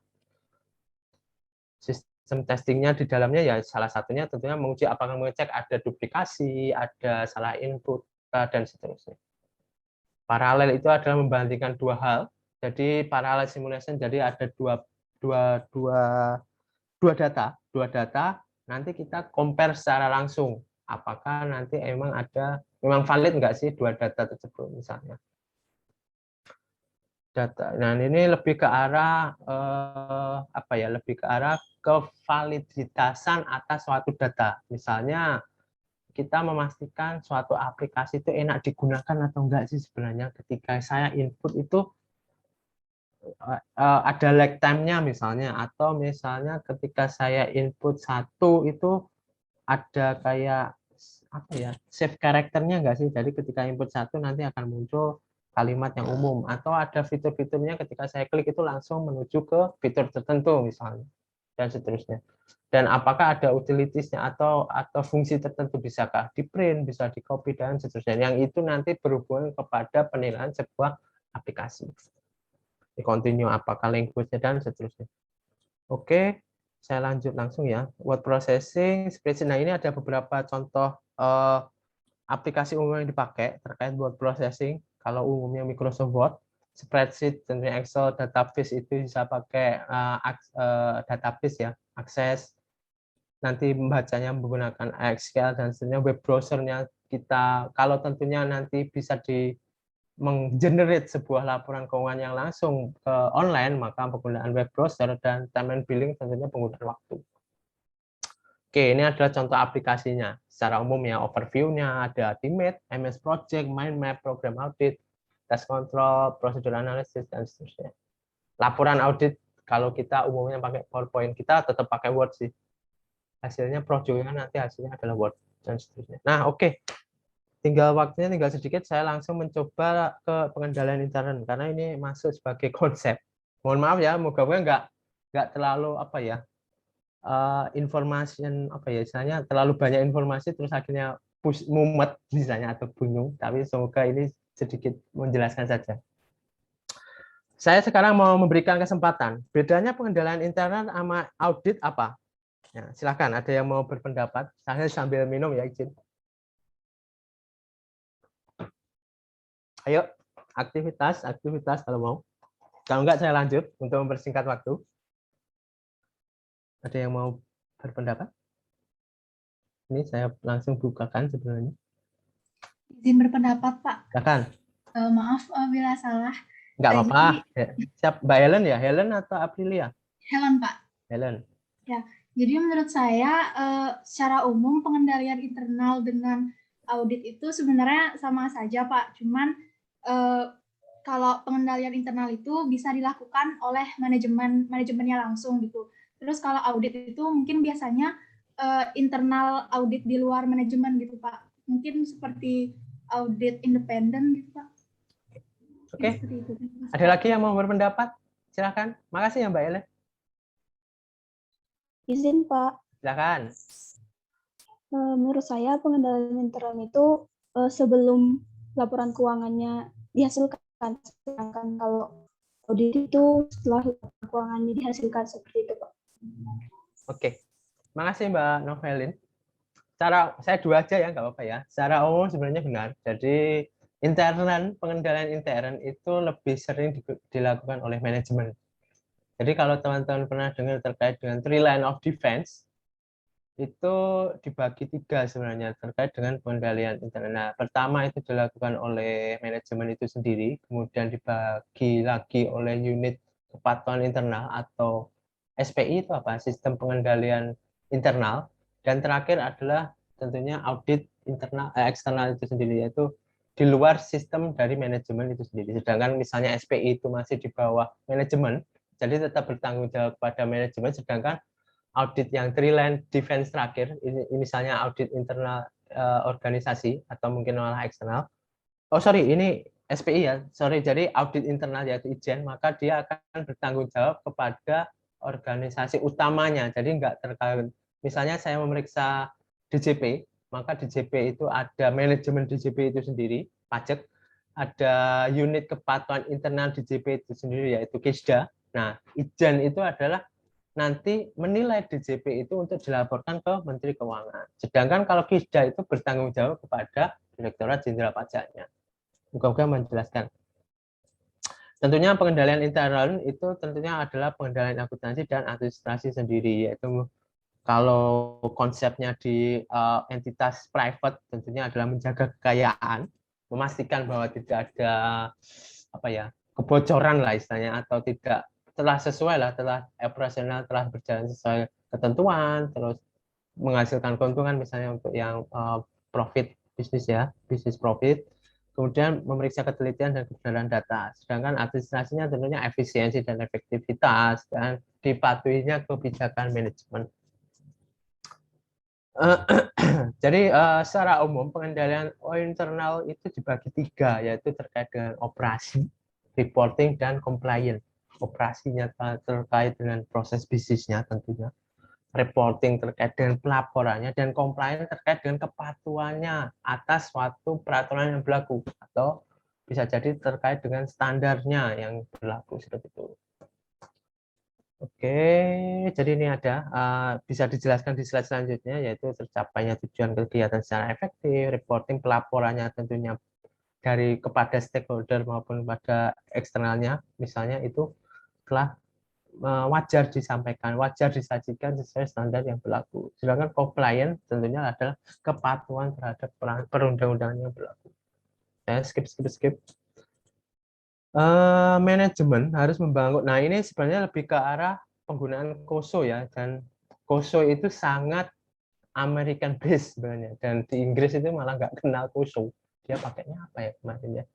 FACB saya lupa. Intinya kalau kita mungkin ya kalau di organisasi kita di pemerintah itu sendiri juga seringnya mengacu pada COSO itu sendiri, yaitu di mana ada pembuatan sebuah pengendalian internal yang meliputi 5 hal sebenarnya, yaitu kontrol, ada risk assessment, ada aktivitas kontrol environment adalah lingkungan kontrolnya. Jadi ada sebuah apa ya, memastikan bahwa kebijakan suatu unit, suatu entitas itu telah dipatuhi.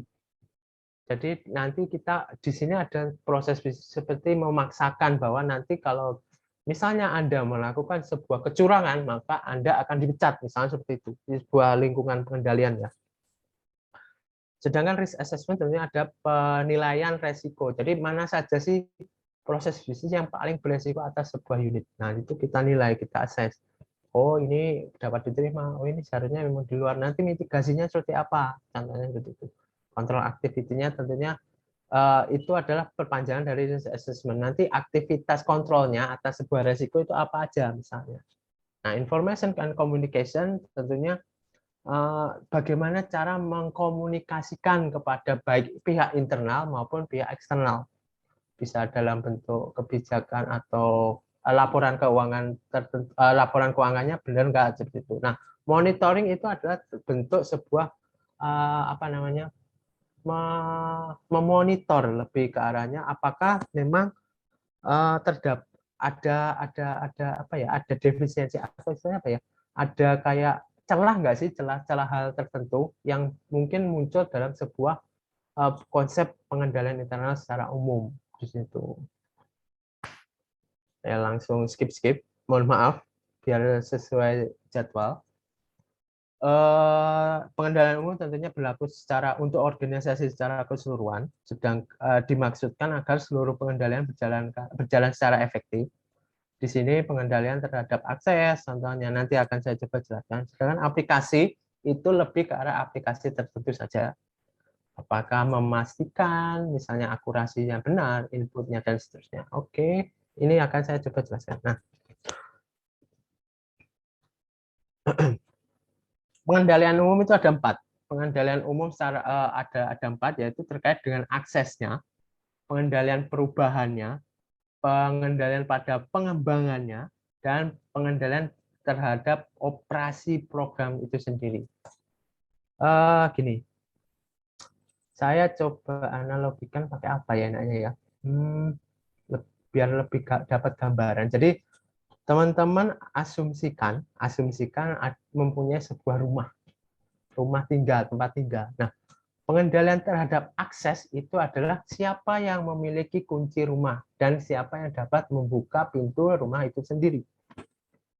Sedangkan perubahan program itu siapa yang memiliki pertanggungjawaban untuk mengubah isi di rumah itu. Misalnya ada kepala keluarga, bapak, ibu, anak, maka yang bisa merubah posisi, misalnya memberi sebuah infrastruktur ya, diisi beli meja, itu siapa di sini. Nanti yang mengatur ini nanti ditaruh di dekat pintu, misalnya itu siapa. Nah, itulah dimaksud siapa yang punya pengendalian di sini. Nah, sedangkan pengembangannya tentunya adalah pengembangan misalnya sebuah rumah itu rumah tingkat 1, misalnya apa ya? Mau meningkat rumah menjadi tingkat 2. Nah, itu siapa yang mempunyai wewenang di sini? Contohnya ya. Nah, kemudian operasinya itu, ini agak kurang pas kalau untuk rumah. Jadi nanti operasinya kalau saya coba ambil ke analogi yang lain, itu siapa yang boleh mengoperasikan sebuah aplikasi, intinya gitu. Jadi kalau rumah memang kurang pas. Kalau misalnya mobil, maka siapa yang bisa melakukan operasi, mengoperasikan mobil itu sendiri. Nah, seperti itu. Nah, jadi kalau akses itu harus ada kebijakan dan prosedur aksesnya. Kalau tadi rumah itu siapa yang tadi megang kunci, nanti kalau hilang itu gimana tanggung jawabnya. Kalau misalnya dalam kita angkat sebuah aplikasi, makanya apakah siapa yang mempunyai role tertentu, siapa yang mempunyai akses, username-nya seperti apa, apakah ada ketentuan misalnya password-nya. Password-nya itu harus memuat berapa karakter, apakah harus ada spesial karakter, besar kecilnya seperti apa, dan seperti itu.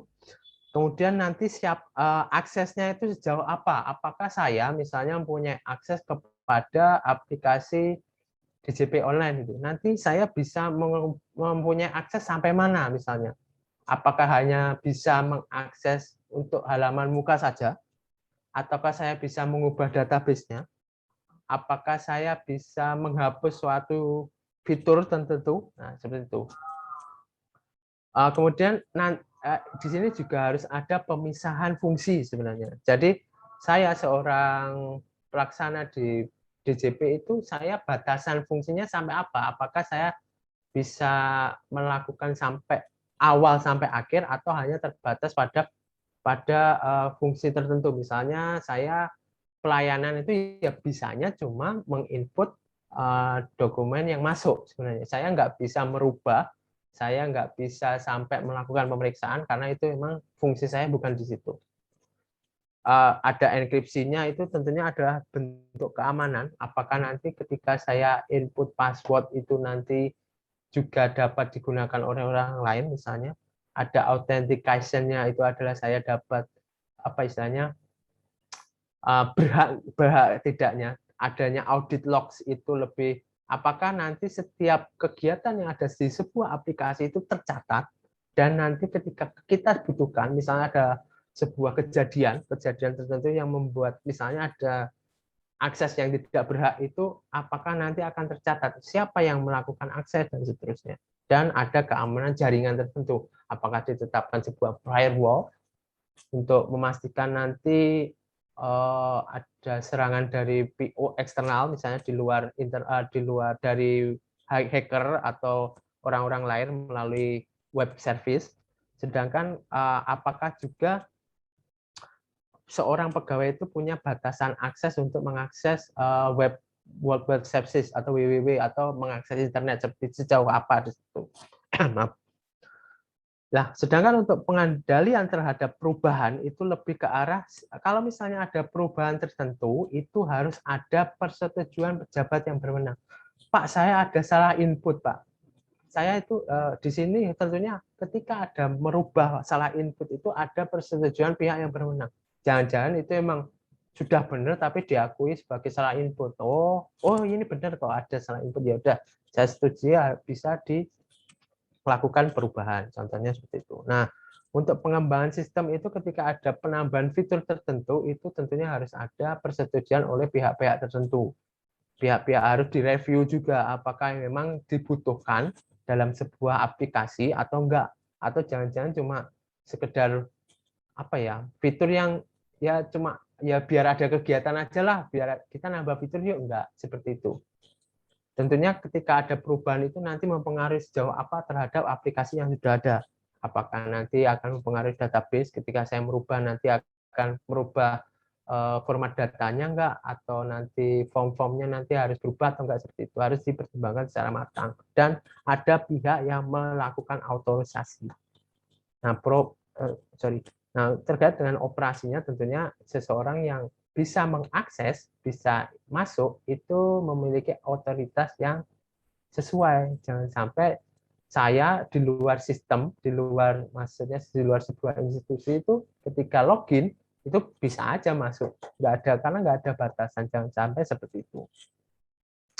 Dan harus ada pencatatan historicalnya sebenarnya. Jadi ketika seorang input, seorang login itu nanti akan tercatat, oh si A itu login pada hari ini jam 10. Jadi nanti ketahuan kalau terjadi sesuatu maka dialah yang bertanggung jawab, misalnya seperti itu.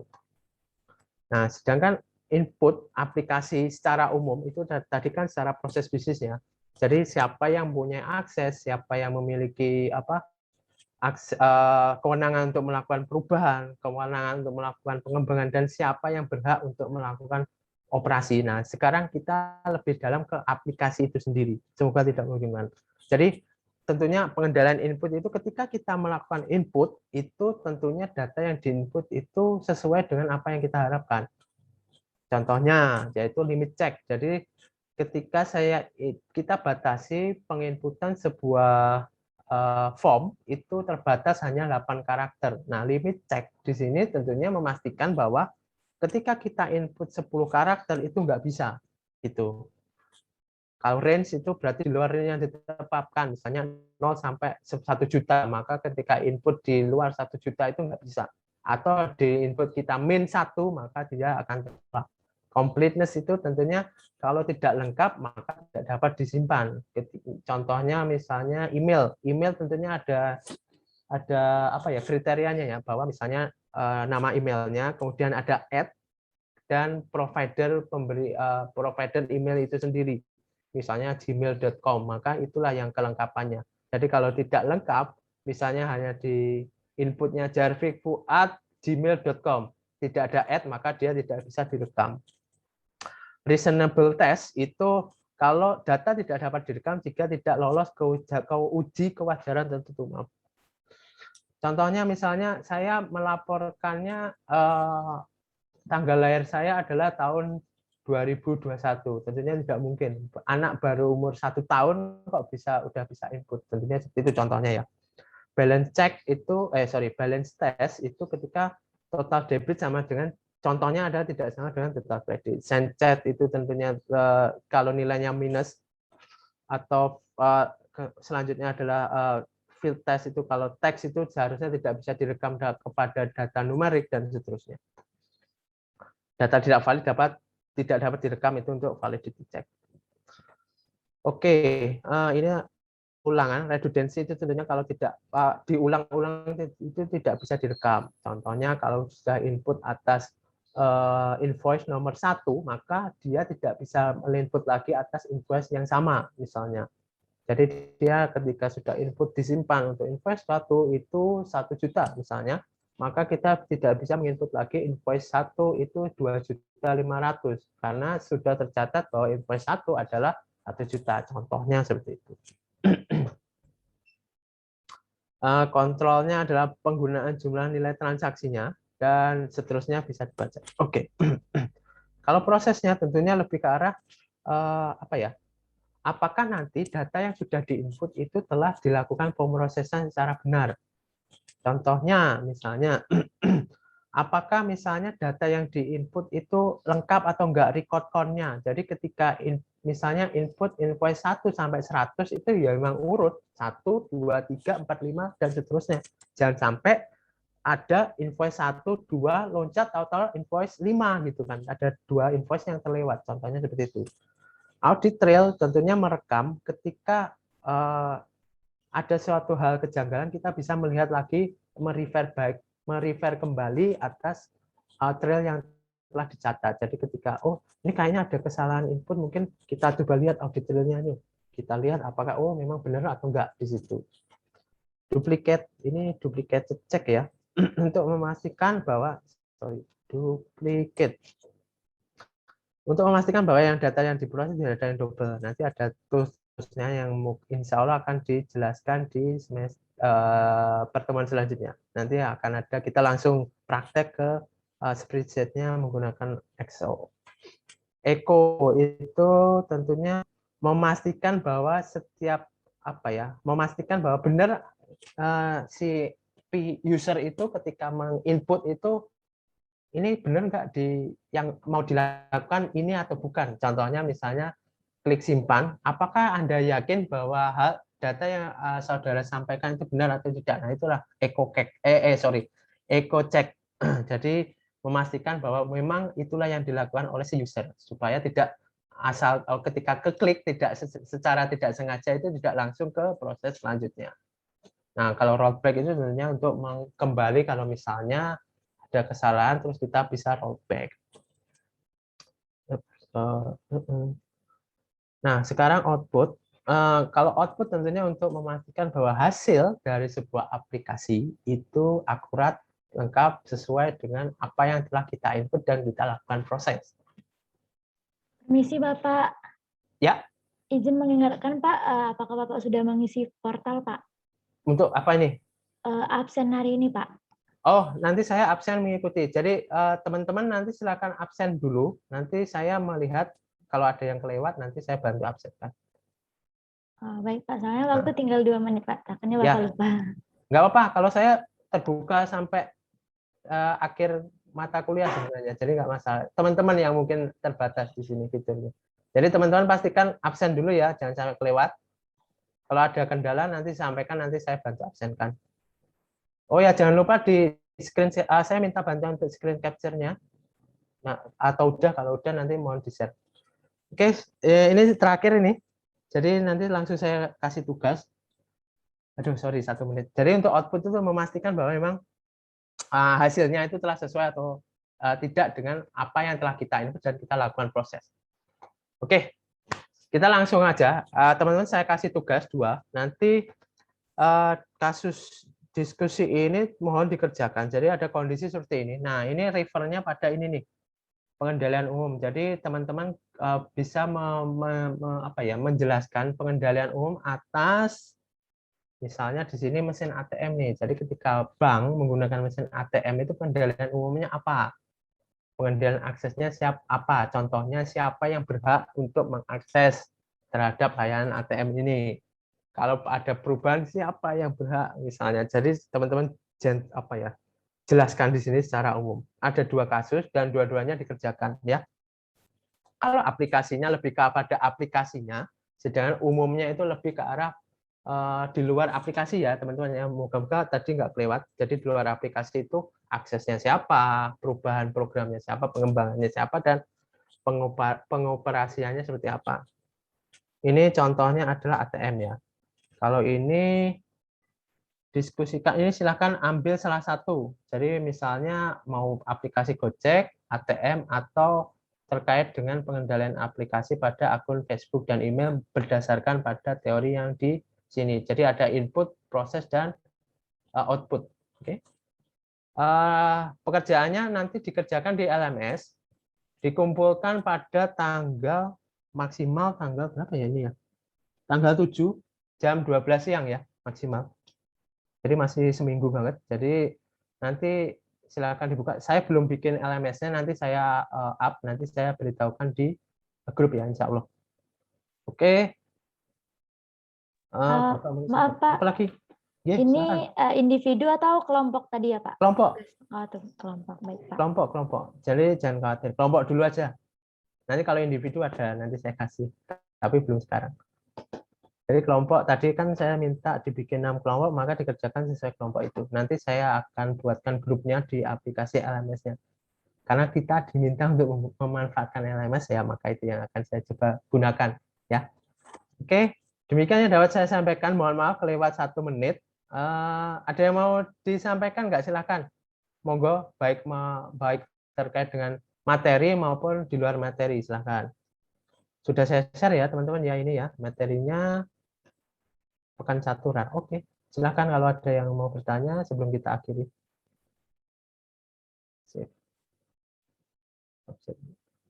Silakan kalau sebelum kita akhiri. Mohon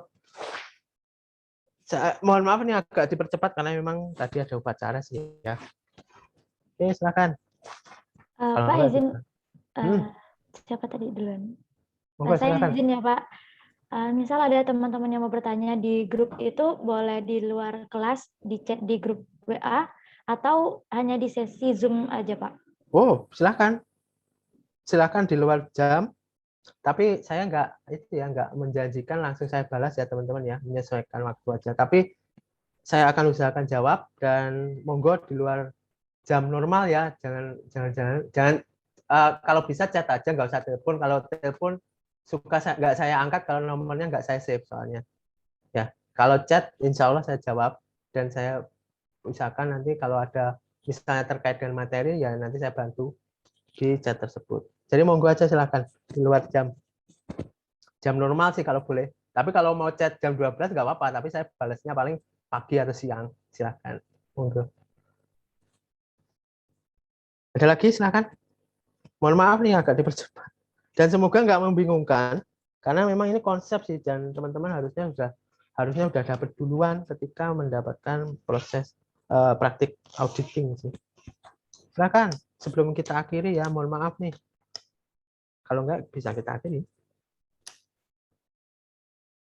Oke, ada lagi? Kosong? Kalau nggak tidak ada Pak. Ya, kalau nggak nanti silakan tanya lewat grup atau Japri, monggo silakan. Oke. Terima kasih atas waktu yang diberikan teman-teman atas mata kuliah ini. Mohon maaf mungkin agak terlalu cepat, terburu-buru ya. Atau hal lain, atau ada salah kata dari saya, mohon dimaafkan.